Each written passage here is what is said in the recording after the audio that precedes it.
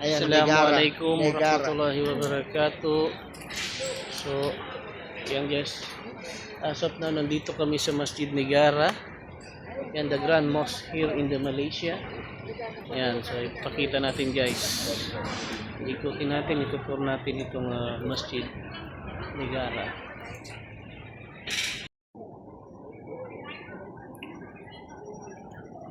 So ayan guys yung Masjid Negara, yung nakikita nyo tori na yan, yan yung papasukin natin ngayon guys, inshallah.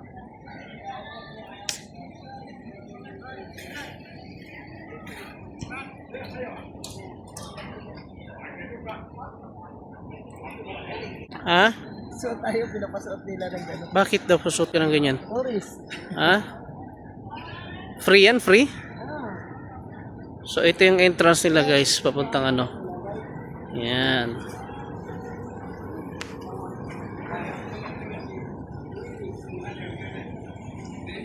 Yan guys, so nandito na kami, papasok kami ng Negara Masjid, the Grand Masjid here in the, Malaysia. Yan, so nagubad kami ng sapatos. So gano'n sila ka ano, tapos entertainer masyado yung staff nila dito, Masya Allah. May bayan yan. Oh, dito pag nagtutur ka, Libre yan. libre lahat yan. Mag-registered ka pa. Libre lahat. Tapos pag non-Muslim yung Naman yung mga tourist na yun, pinagsuot nila ng yan guys, so nandito na kami ngayon sa entrance. Dito pag papasok ka sa non-Muslim, pagka hindi ka Muslim, pag non-Muslim, pinapasuot nila ng ano, ng hijab. Free yan, free. Sana magkaroon tayo ng ganito sa Pilipinas, kasi sa Pilipinas pag yung mga, lalo na yung sa Mindanao na yung ginagawang tourist spot na may mosque doon, kaya nung sa yung Pink Mosque na experience namin doon, pagka hindi Muslim yung pumapasok doon, pinapakitaan ko yung mga abaya at yung mga hijab. So dito, hindi po nila pinaparintahan. Binibigay po nila yung hijab. Kung non-Muslim po yung pumapasok dito. So doon pa lang, parang nakakapagdawa na po tayo sa pamamagitan ng pagmimigay ng mga hijab na yan. Yan, Masya Allah, Masya Allah. Kalawak na mas.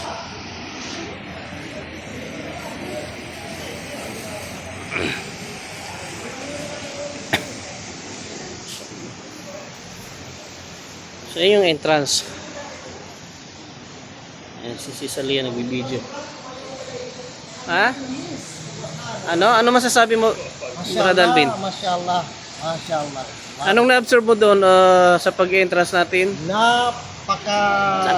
Napakahinahon ng mga Staff. Malaysian, very friendly, approachable, at sila pa mismo gumagawa, tuturuan ka, hindi ka hirapan. So ano yung obserbasyon mo base doon sa iyong obserbasyon? Ano yung nakita mo pag mga non-Muslim yung pumapasok? Pag namin pumapasok, ang ganda ng trato nila, pinapakita nila ang tunay na pag-uugali ng Islam, masyaallah. Muslim. Alam And then, mo, gusto ko talaga magkaroon dyan sa Pilipinas ng ganito. Yung nakakaingit. how about doon sa mga non-Muslim na Malaking dawa ito. How about doon sa mga non-Muslim na pumapasok na walang hijab? Anong ginagawa? Bibigyan nila ng free na hijab, hindi Free? binibenta. Mashallah, free yun. Mashallah, Pasuotin ka pa mashallah. ng tunay na kasuotan Diba? ng Islam. Sa pamamagitan ng pagmimigay ng hijab, parang nakapagdaawa na sila, di ba? Mashallah, mashallah. Kasi nandito yung mga tourist. Tingnan mo, paikot mo ang camera ito. Sila. Ayan, ito mga non-Muslim ito, pero pinagsuot sila ng ano. Wala pong bayad yan, walang rent yan.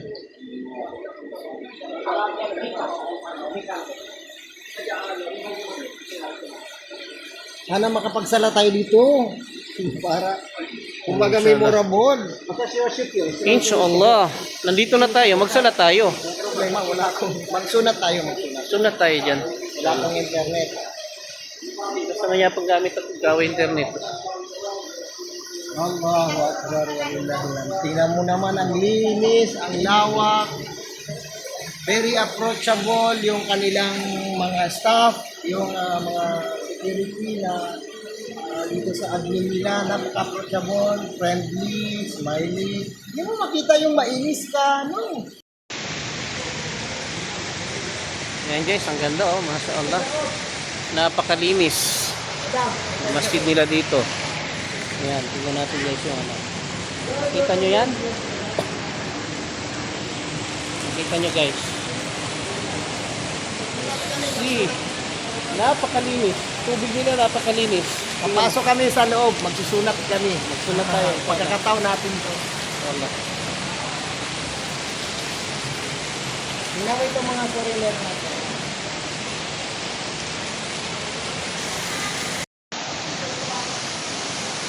Masya Allah, Masya Allah, Masya Allah. Masya Allah.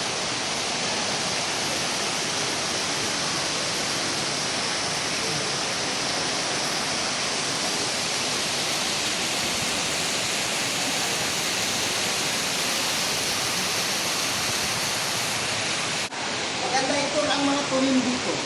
Sino yung tutor mo? Ng tuwin? Ah, Turil. Oo, Oh. maganda sila ito. Yung sila to, mga students. Mga student yun, ano? Masya Allah. Napakaganda. Masya Allah, Masya Allah.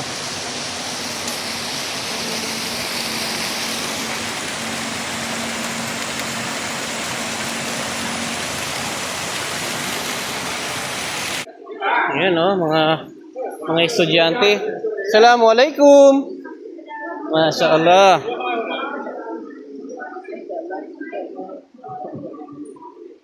Di ba? Yung sila, pwede natin dito yung mga bata dito. The Grand Mosque. Mula at gito niya mas. Ingat pata sila, Alvin. Ayaw mo sila, nag-enjoy nila. Ayaw mo sila, dalawa tayo magsunod tayo.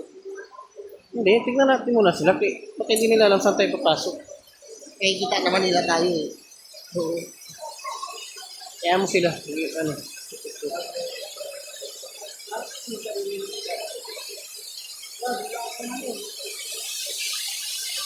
Masya Allah, Masya Allah. Kadaka, ano?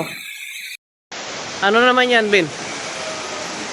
Tuan Haji Ihsan bin Muhammad Usni. Yan, so ito yung ano, parang ano ng museum nila, oh. So ito yung National Mosque Gallery. Mashallah, historical ano nila to masjid. Kung paano yan yung ano nila historical masjid, paano nila binil. No. So pasukin natin. Ito yung Gallery Masjid Negara. Yan, Gallery Masjid Negara. Yan. So ito yung mga ano nung pag-build ng masjid nila, mashallah. Mashallah.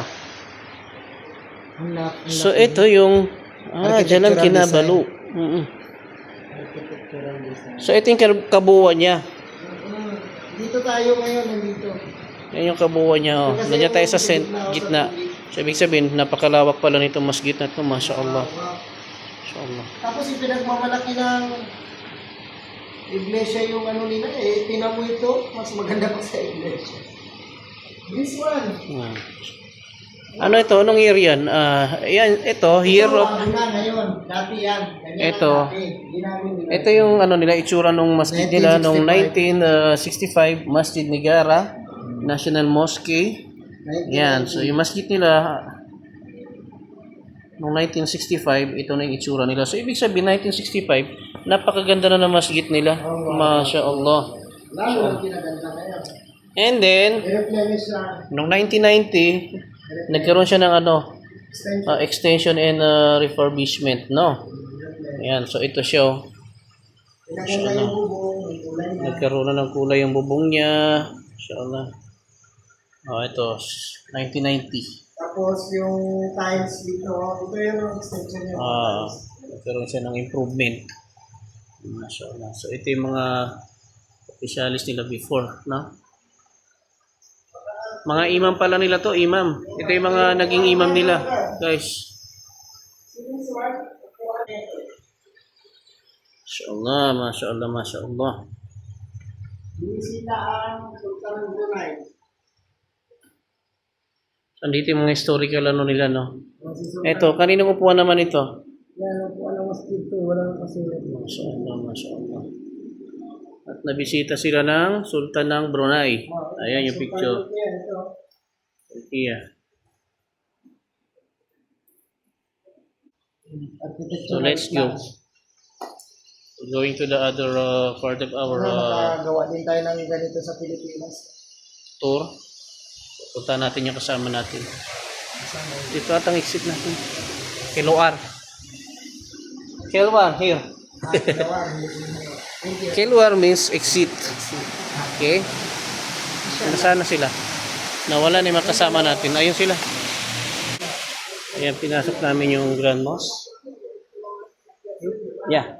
Nakita niyo po. Mashallah. Alhamdulillah. Assalamualaikum. Ito yung loob ng Masjid Negara. Negara. O yung Grand Mosque nila na since 1965, di ba? Tingnan mo naman ang ganda. Ang lawa. Sa design pa lang. Mashallah. Tignan mo yung ano nila. Sa taas. Sige. Hindi ka pa muna. Nandito yung mga tour guide nila. Mashallah. Sunod ta. Guys, alhamdulillah at napasok natin ang Masjid Negara at tayo ay magsusunat nang makakuha man lang ng ng reward mula sa Allah subhanahu wa ta'ala.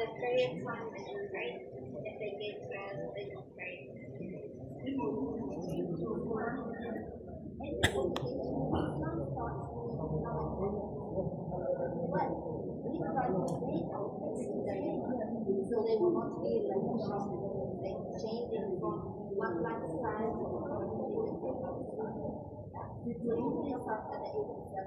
At the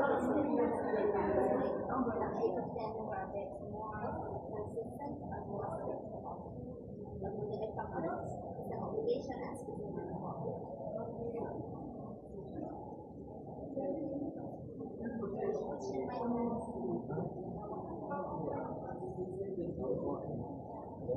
Full every Friday, meetings and contributing to the economy so that we cannot say, we're going to know, this is acceptable.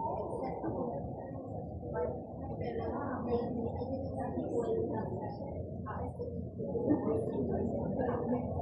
so here in Malaysia, Friday is not possible. It's still possible for it. But usually they would have like 1 hour to lunch break and they pay the whole day. But on Friday they will take like 2 hours break. That's right, so that they eat lunch and go to the meals. Like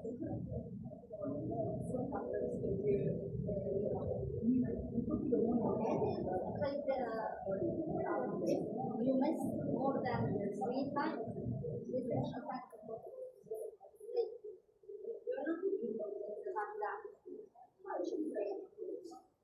Nobody will be judging but usually men run away. And women, you know what's the rule? What's the rule of the man? Sarap yung pakiramdam. This is your Ako, ang sarap sa pakiramdam. Promise. Pagka yung pupunta ka sa isang lugar, tapos sa agama, yung ano mo, yung pina-priority mo, i-feel mo yung pagpunta mo sa isang lugar, lalo pag lugar ng mga kamusliman, hindi nasasayang yung lakad mo. Dala-dala mo ang dunya, pati ang akhirah mo. Kasi mapipil mo talaga.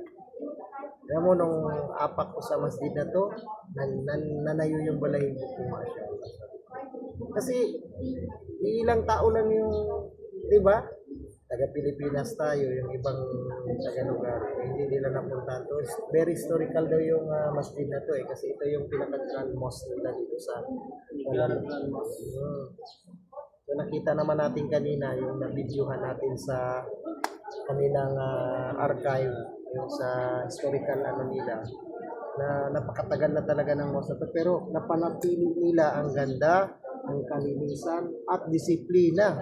Ito yung, diba? Oo. Hindi mo ano na, wala talaga, as in, masarap.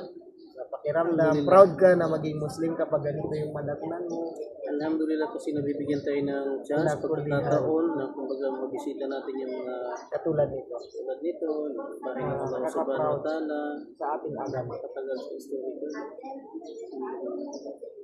Inshallah, gawin na namin ano ito sa isang foundation na tinatayo namin.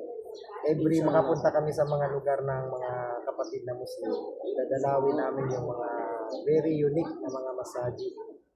At gusto naming ma-feature para makita rin, hindi lang sa buong mundo, kundi sa mga, para makilala ng hindi lang ng kapatid na Muslim na hindi pa nakapunta, kundi yung mga non-Muslim alike. Katulad dito, makita nyo, napakarami ng mga visitors dito at binibigyang halaga nila, pinapakilala nila, yan sila, mga non-Muslim yan na bumisita dito. Pinapakita natin yung kahalagahan ng Islam, gaano ka-importante yung masjid sa atin, sa kahalagahan ng masjid sa ating buhay. Allah. Kanina, nakasabay natin sila kanina na pumasok doon sa entrance, makikita mo talaga yung mga kasuotan nila, talagang kita yung mga urat nila, pero hindi sila pinayagan na pumasok dito. No? Yes, Itong mga suot nila, hindi yan pinaparentahan. libre po yan. Libre po yan. Lalo na pag gusto mag-hijab, binibigyan po nila ng hijab yung mga Muslim na babae. Mashallah. Free. Kung magadawa na yun para sa dawa. nakikita nila yung kaganda ng Islam. Pagka ang isang babae na hindi nakikita yung aurat ay karespe-respeto. Correct.